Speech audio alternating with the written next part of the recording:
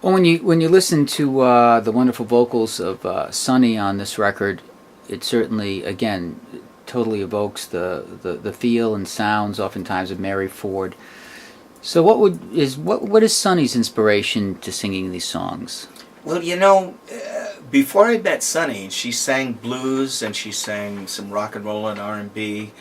And when I sent her tunes, when I first met her, and I heard her sing the Etta James classic ballad. Oh, God, I can't think of what the name of it is.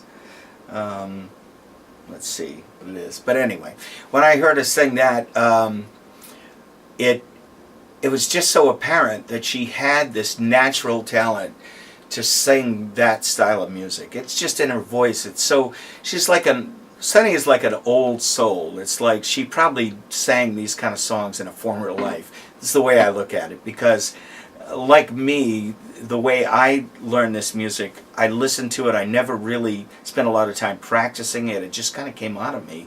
And I had some contact with it somehow. I know that sounds kind of weird, but Sunny has that same kind of thing going, where she really didn't listen to very much of this kind of music before. Of course, she heard Billie Holiday, Ella Fitzgerald, but didn't try singing it, and it all comes so natural to her. So, that's my excuse, is that she's an old soul who's already done this before. What was your approach as far as recording her vocals? Did you oftentimes have her sing with the effects that she was listening to? Or? No, she would never hear the effects. She just sang straight. And depending on the song, she would sing the normal distance from the microphone on a lot of them. But when we did some of these ballads, like Confessin', or Just One More Chance, or Put the Blame on Mame, where we did the acoustic version of it, I had her get right very, very close to the microphone, because that's the way Les recorded Mary, and it gives you a lot of low end and proximity to just hearing the breath. This smoke rings is another one. It sounds like she's singing in your ear, and I always loved that effect, that sound, and it makes it really personal. So that's the style that Les liked for recording Mary, for soft tunes, and it works every time, I think. Oh yeah, definitely tugs at the heartstrings every time you hear the intimacy of Sunny's vocals. One of one of the more intriguing things about the whole record is actually the title of the record, Tales of the Tiki Lounge. What's the first thing that comes into your mind when you came up with that title? Tales from the Tiki Lounge. Well, see, I listen to I listen to all kinds of music, and of course blues and jazz are at the forefront of what I listen to. But I find a lot of interesting music from the 50s and 60s that was,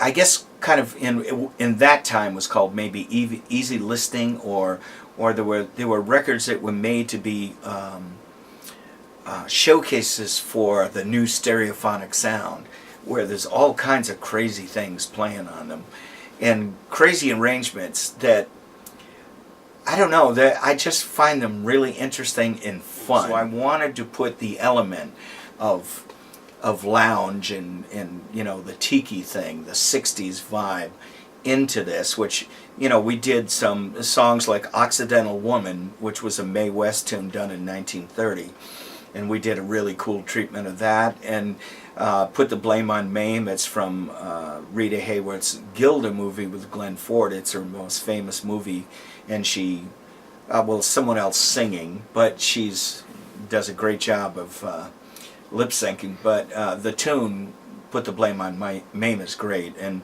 comes in two different pieces, a solo and a big band version. So I recorded both also, and Sunny just fell in love with those tunes just the way I did. So we had a lot of fun finding this material and running it by Sunny, and there's only one song that I've found so far that I couldn't get her to sing, and she said you might be able to talk me into that. So I've got a pretty good record so far, because we probably have at least 100 tunes under our belt of tunes that we've learned to play in our various situations that we work in. Well, to me, the title certainly evokes a time of happiness for a lot of people when cocktails flowed easily without guilt, and an umbrella and a drink, and those days were great, and I still appreciate that. I can appreciate putting on a smoking jacket and my slippers and a nice cocktail and listening to music. Back when things were simple and listening to music was an important thing. Not only, I don't know, today there's so many different things going on with it, but in those days, just listening to records, putting on a record was such a great thing, and it was just such great music. The whole vibe of that thing, listening parties, and cocktail parties where you played cool music for each other, and that's kind of all part of the vibe of this record. It's romantic music. The songs are mostly songs that are romantic, and some of them are like Tico Tico it's got some silly lyrics, but they're great lyrics, and that whole vibe of that South American thing. There was a period when in the 30s through the 50s where Hawaiian music and Mexican music and South American tango, mambo, rumbas, all of these things were a very inherent part of American popular music. And I love all that. I love those vibes. I love the feel.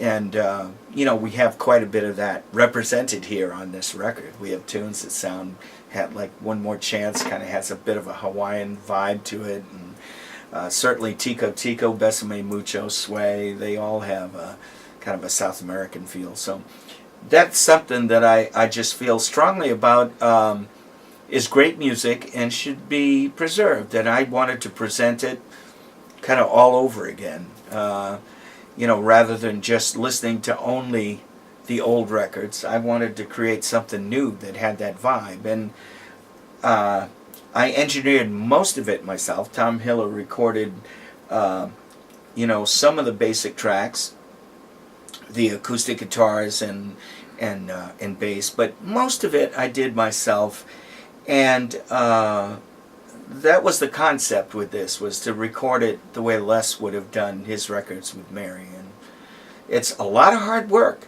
but a lot of fun also too. And I got really good at punching in and out with my big toe while we were doing this.